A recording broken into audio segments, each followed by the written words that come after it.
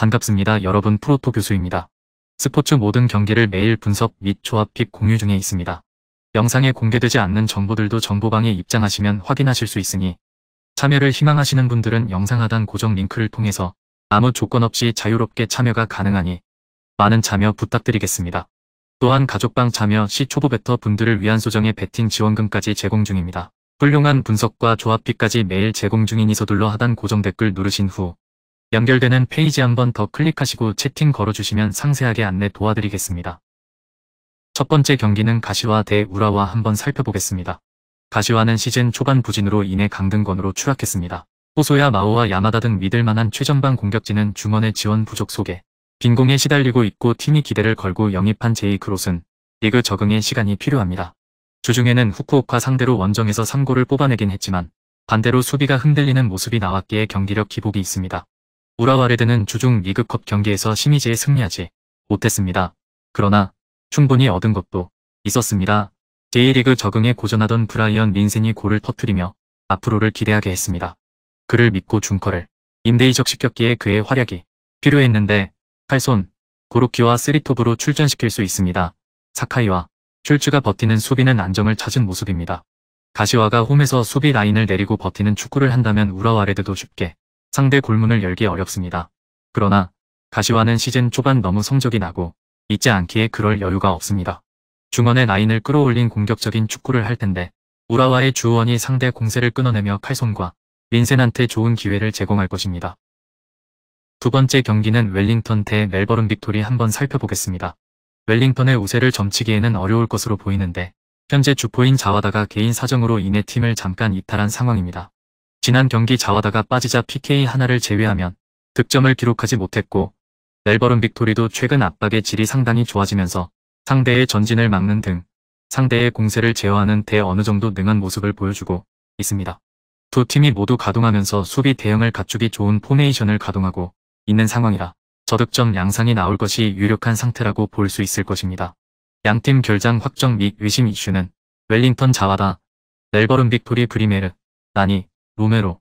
참고할 경기 데이터는 기대 득점 1.48골 대 1.73골, 양측 모두의 득점 가능성 66%, 양팀 합산 기대 득점 2.85골, 통산 상대 전적 40전 10승 9무 21패, 앞선 맞대결에서의 언더 오버, 앞선 전적에서 두 팀이 모두 득점한 경우 60%입니다.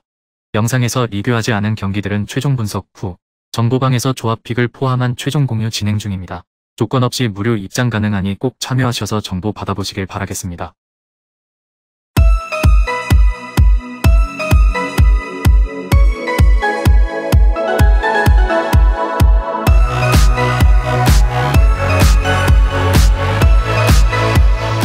세 번째 경기는 프랑크푸르트 대 보훔 한번 살펴보겠습니다.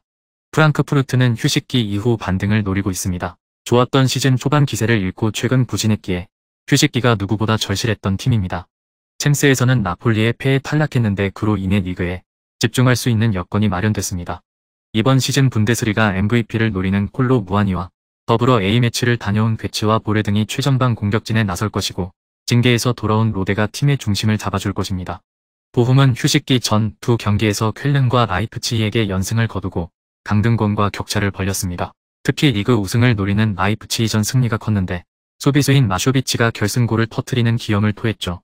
상대의 3배 가까운 슈팅 시도를 내주는 등 고전했는데 수비 조직력도 안정적이었습니다. 단, 주 공격수인 호프만이 최근 상대 수비에 고전하는 것은 아쉽습니다.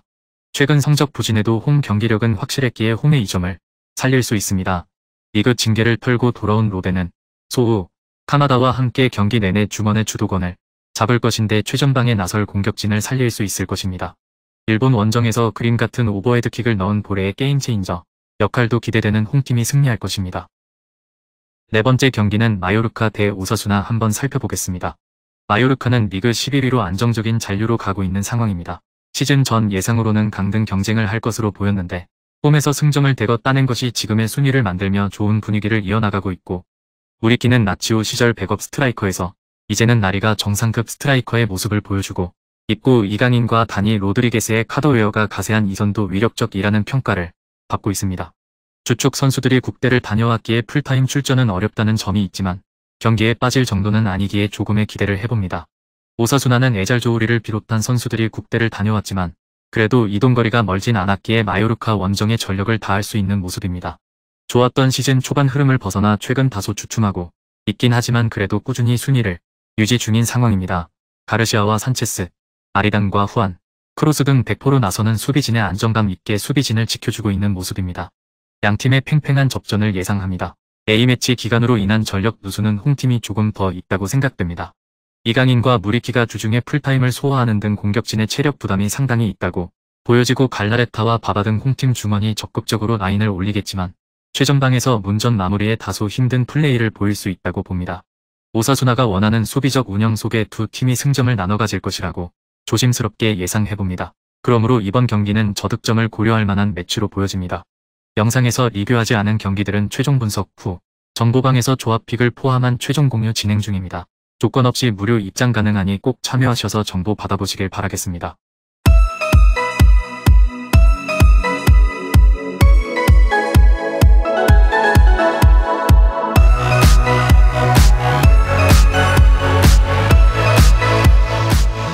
마지막 5번째 경기는 마르세유 대 몬펠리에 한번 살펴보겠습니다. 마르세유는 휴식기 전 마지막 경기에서 난적인 랭스를 원정에서 제압했습니다. 상대의 거센 공세에 고전한 건 사실이지만 이번 시즌 팀의 에이스 역할을 해주는 베테랑 공격수인 산체스가 멀티골을 터뜨렸습니다. 파리에 패하며 2위 지키기에 위기도 있었지만 램과 랭스 등을 제압했기에 추격자들과 거리를 유지 중입니다. 우나히와 윈데르 등 산체스를 지원하는 이선도 꾸준히 좋은 컨디션을 보여주고 있습니다.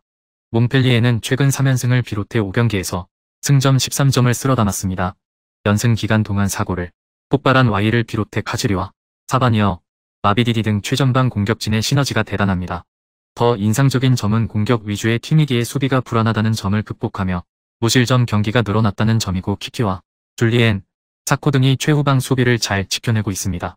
몽펠리에의 기세가 대단한 것도 사실이지만 이 경기는 고전이 예상됩니다. 무엇보다 최근 팀의 중심 역할을 하며 공수의 연결고리 역할을 하던 볼란치 페리가 징계로 빠지는 공백이 크죠. 베레타우투와 귀행두지 등 마르세유의 중앙 미드필더들이 페리가 빠진 원정팀 중원을 압도하며 경기를 운영할 것이기에 마르세유의 승점 3점을 기대할 만합니다. 금일 경기들은 이렇게 알아보았습니다.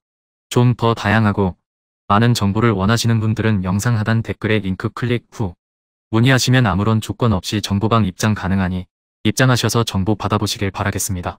그리고 영상에서 리뷰하지 않은 디테일한 정보와 조합픽은 매일 교수 정보방에서 공유하고 있으니 꼭 참여해보시길 권장드리며 이번 영상은 여기까지 하겠습니다. 시청해주셔서 감사드리며 늘 여러분들의 건승을 기원합니다. 감사합니다.